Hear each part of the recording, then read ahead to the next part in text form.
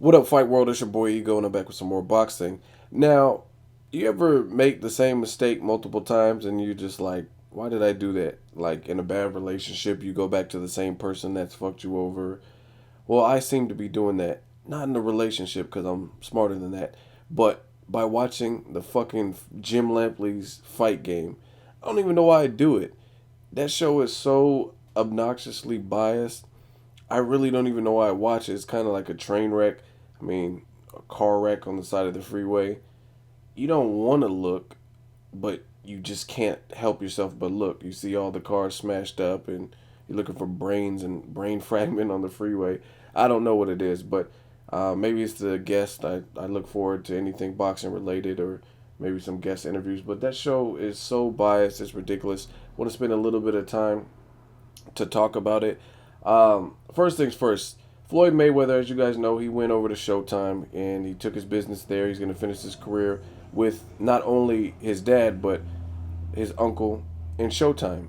HBO has always been the home of Floyd Mayweather up until recently. He signed a mega blockbuster deal with Showtime. Props to him for just being the businessman he is and being business savvy. But you can tell that they do not like Mayweather. I don't even know if they ever liked him, but he was a cash cow. He was good for the sport of boxing in terms of generating dollars and revenue. But now that he's gone, it's like they look for any excuse to use to discredit him. Jim Lampley was saying the Canelo fight wasn't going to happen, and Mayweather's going to cherry pick. Now that the fight is happening, much easier than the Pacquiao fight, he's like, oh, I stand corrected. Anytime someone has a different opinion than Jim Lampley, a lot of times he finds ways to weasel out, and I mean he'll let him speak for a second, but he'll kind of try to switch subjects. This show is just incredibly biased. His fucking Gotti list is a joke. No disrespect to Arturo Gotti, true warrior, rest in peace. But at the same time, the Gotti list, I mean, I get it. Like, Gotti is a warrior, but Gotti also took beatings. I mean, Carlos Baldomir, Floyd Mayweather pieced him up. He took beatings. And should he go in the Hall of Fame? Yes. Should he be respected in the boxing community? Yes. I'm okay with that. But every time he does this Gotti list, and it's not even about Arturo Gotti, this is about the Gotti list. He's naming people who basically have an exciting style, and that's all some of those people have, or they're still in the process of proving their legitimacy. Anybody could be a knockout puncher if you're blessed with natural power, but as far as the Gotti list, I mean, I feel like it's a inadvertent way for them to try to brainwash the fans to hate guys that are more skillful or more boxing purist respected, and they give all the credit in the world to Gennady Golovkins and the people who fight in a certain way, like Brandon Rios or whatever the situation is. And I don't agree with that. I think boxing should be viewed as a whole. Do I like Gennady Golovkin? Yes. Do I like Brandon Rios? Yes. Do I like fights like Ruslan Provatnikov and Timothy Bradley? Yes. But I can also appreciate Rigondeaux, Donaire, Miguel Vasquez, Mayweather, fighters who have power but also show boxing like Canelo. I mean, that's what makes boxing an interesting sport. You get certain style matchups and you never know what to expect. Sometimes your opponent can bring the best out of you. Sometimes it's lackluster based on people having similar styles. You never know what you're going to get, but that's part of the enigma, is part of the puzzle. You got to figure out your opponent and whatever they bring to the table. So I just really feel like HBO is extremely biased. Okay, so you want to talk about the Gotti list. Andre Ward is a great fighter. Like I said, he's from the Bay Area. I'm from the Bay Area. I rate him number two. He feels he should be rated number two. He was on the fight game. HBO gives Andre Ward all the credit in the world. Maybe because he's a commentator. Maybe because he's son of God, SOG. He's more humble than the guys like Mayweather or Adrian Broner or whatever the situation is. But he is on a long layoff. And at the same time, he doesn't have the most exciting style, but you don't really hear him bash. So, my point being, if you're going to be a certain way and a fickle fan, or you only like one thing in boxing, then keep it consistent. If you don't like guys like Mayweather, you don't like guys like Miguel Vasquez, you don't like guys like Terrence Crawford, you don't like guys like Floyd Mayweather because they outbox their opponent, or they're skillful and they adapt, or whatever the situation is. If you don't like slick fighters, or you don't like that type of fighting style, then be consistent across the board. If you like sluggers, then like sluggers, like Brandon Rios, like the Ruslan Provodnikovs, like the people like Carl Froch's, who brawl and just put it all on the line, have tons of hard chin, etc. But Jim Lampley, you could tell he has a hidden agenda, because he kind of badmouths people like Rigondeaux, saying their fight style won't sell, people like Mayweather, yet you like Andre Ward, who, again, doesn't have the most exciting style. I like it because I like boxing as a whole. And again, like I said before, I like the different styles of boxing. That's what makes it interesting. I don't want to see it's just like movies. I don't want to see only comedies. I want to watch a good action flick. I want to see comedies. I want to see dramas, etc. I don't just stay in one lane. That's one thing that, if you guys know me personally or get to know me, you'll know I like versatility and variety in everything. Women, music, everything. Movies.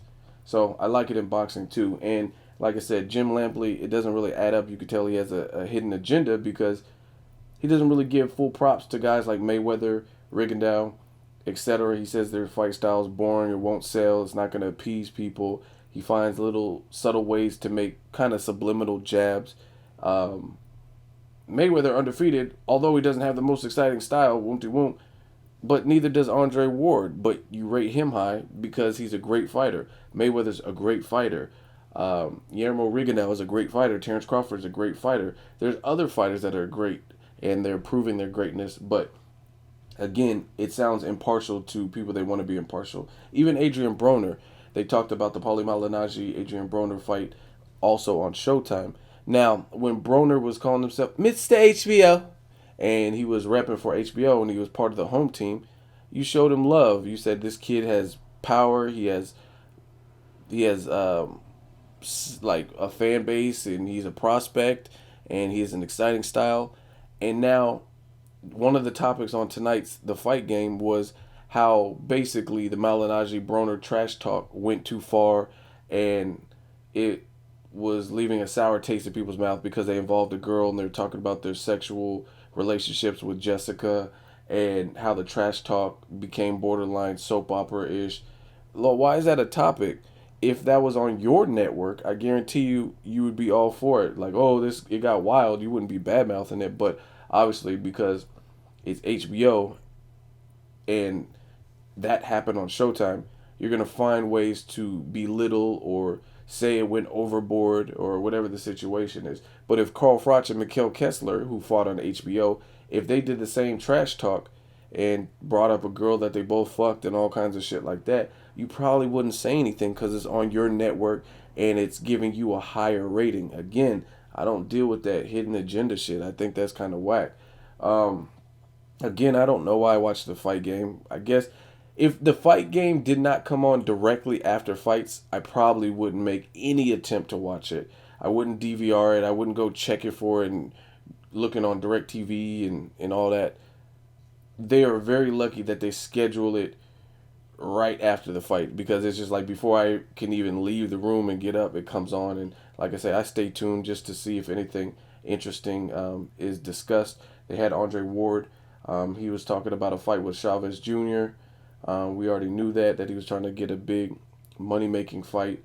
I think he deserves it. I think he's done enough to or do whatever he wants. You know what I mean? Call the shots. He also said the ball's in his court as far as Carl Froch is concerned. I agree with that. He said, I'm the A side, he's the B side. Ward, whether they fought on neutral ground or home turf or whatever, he already clearly beat Carl Froch. Carl Froch has a bigger fan base, if you want to say that, that's fine. However, he doesn't hold the cards, in my opinion. I've made videos on this, and I'll leave it at that. Also discussed, one thing I really like is Max Kellerman, when they asked him for his top five, he actually put Donaire and Rigondeaux on the list, and he said he puts them over Marquez. And I'm not going to say I agree with that per se. Because I personally am partial to Juan Manuel Marquez. I really like him a lot, and I think he's a great like Mexican fighter, a great fighter in general. He's seasoned. He has tons of experience, tons of fights.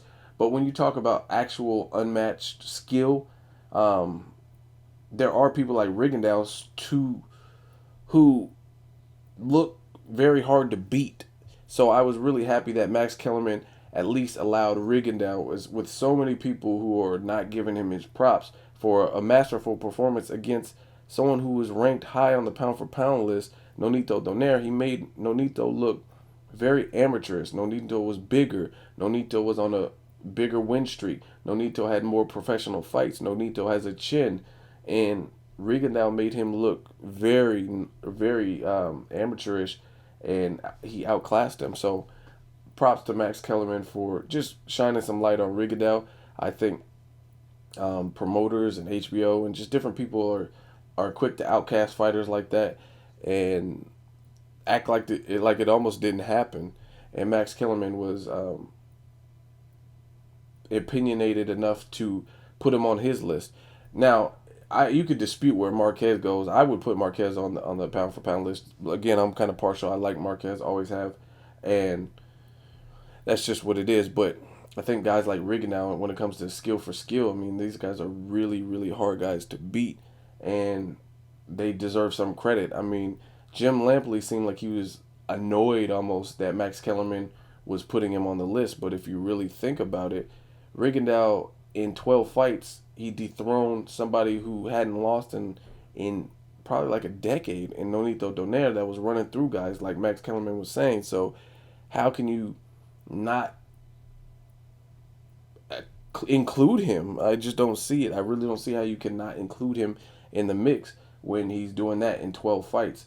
Fuck his amateur career, fuck everything else. The fact that he did that in 12 fights is big. I mean, that's huge, especially when Nonito was running through guys.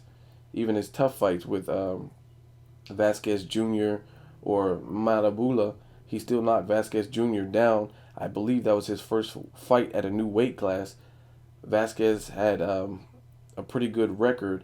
Marabula was 6 feet tall and he got his jaw broke in like two or three places. I mean, Rigondeaux didn't even look like he looked pretty much unscathed at the end of the fight. So you got to give the different styles props and stop trying to make it appear like these fighters have no market, no lane. I don't understand what's up with the brainwashing. That's really all I got to say. I'm done. I don't want to talk about fight game no more.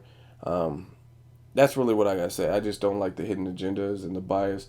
Just talk boxing. Just because these fighters aren't on your network, you don't got to badmouth them. Just be real, keep it true, and I think the boxing fans would appreciate that more. Let me know what you guys think of this topic, the fight game. What do you think of the show? What do you think of HBO versus Showtime? Leave me a comment, let me know. As always, hate, comment, or subscribe. Till next video, it's Ego signing off.